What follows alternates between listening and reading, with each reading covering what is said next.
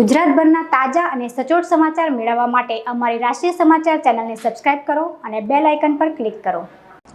સુરતના કાપોદ્રા પોલીસ મથક વિસ્તારમાં આવેલ ગુજરાત મોબાઈલ નામની દુકાનમાં ગત 4 માર્ચ 2024ના રોજ ચોરીની ઘટના બની હતી। મોબાઈલ ચોરો 29 લાખના નવા કિંમતી મોબાઈલ ચોરી ગયા હતા। આ સમગ્ર મામલે સુરત ક્રાઇમ બ્રાન્ચે પોલીસે અગાઉ એક આરોપીને ઝડપી પાડ્યો હતો, જ્યારે મુખ્ય આરોપી ફરાર હતો। કાપોદ્રા સાગર સોસાયટીની સામે આવેલ મહાગુજરાત શોપિંગ સેન્ટરમાં ગુજરાત મોબાઈલ નામની દુકાનનું શટર તોડી કેશ કાઉન્ટરમાંથી રોકડા રૂપિયા 1 લાખ અને અલગ અલગ કંપનીના 54 મોબાઈલ ફોન આરોપીઓ ચોરી ગયા હતા। આ દરમિયાન પોલીસે ઉમર ઉર્ફે અંબર વિજય ખરાટ નામના શખ્સની ધરપકડ કરી હતી।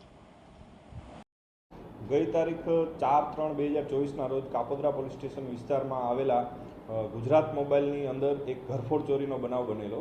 આ ઘરફોડ ચોરીની અંદર ગુજરાત મોબાઈલની અંદરથી કુલ 29 લાખ રૂપિયાના નવા કિંમતી મોબાઈલની ચોરી થયેલી। જે મોબાઈલની ચોરીના અંતે ગુનો દાખલ કરી અને કાપોદ્રા પોલીસ સ્ટેશન દ્વારા એની તપાસ કરવામાં આવેલી। એ દરમિયાન અગાઉ ક્રાઇમ બ્રાન્ચ દ્વારા આ ગુનાનું ડિટેક્શન કરવામાં આવેલું અને અમર ખરાટ નામના એક વ્યક્તિની ધરપકડ કરવામાં આવેલી। અમર ખરાટ નામના વ્યક્તિની ધરપકડ કરવામાં આવેલી। એની પૂછપરછ દરમિયાન એવું જાણવા મળેલ કે આ ગુનાનો મુખ્ય સૂત્રધાર અને મુખ્ય ચોરી કરનાર એક આરોપી રામ નિવાસ ઉર્ફે રામા ગુપ્તા, જેનું રહેઠાણ થાણે મુંબઈ છે, એ આ ગુનામાં મુખ્ય સૂત્રધાર છે, જેથી તેની પણ આમાં કાપોદ્રા પોલીસ સ્ટેશન દ્વારા તપાસ કરવામાં આવી।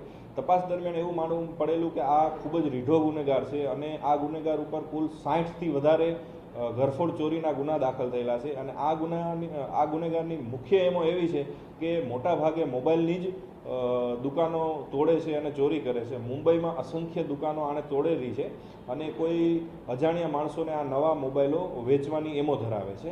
આ આરોપીને થાણે પોલીસ સ્ટેશન દ્વારા જે તે વખતે પકડવામાં આવેલો અને ત્યાં મુંબઈ પોલીસના હાથમાંથી પણ ફરાર થઈ ગયેલો, જેનો પણ ગુનો દાખલ થયેલો હોય અને આશરે 1.5 મહિના પહેલાં આ આરોપીને મુંબઈ પોલીસ દ્વારા ફરીથી પકડવામાં આવેલો અને એ થાણે જેલમાં બંધ હતો, જેથી થાણે જેલમાંથી એનો કબજો મેળવી અને હાલ જે ગુજરાત મોબાઈલમાંથી જે મોબાઈલ ગયેલા છે એ ક્યાં વેચ્યા છે, કેને આપેલા છે, એની તપાસ હાલ ચાલુ છે અને આરોપી હાલ રિમાન્ડ ઉપર છે।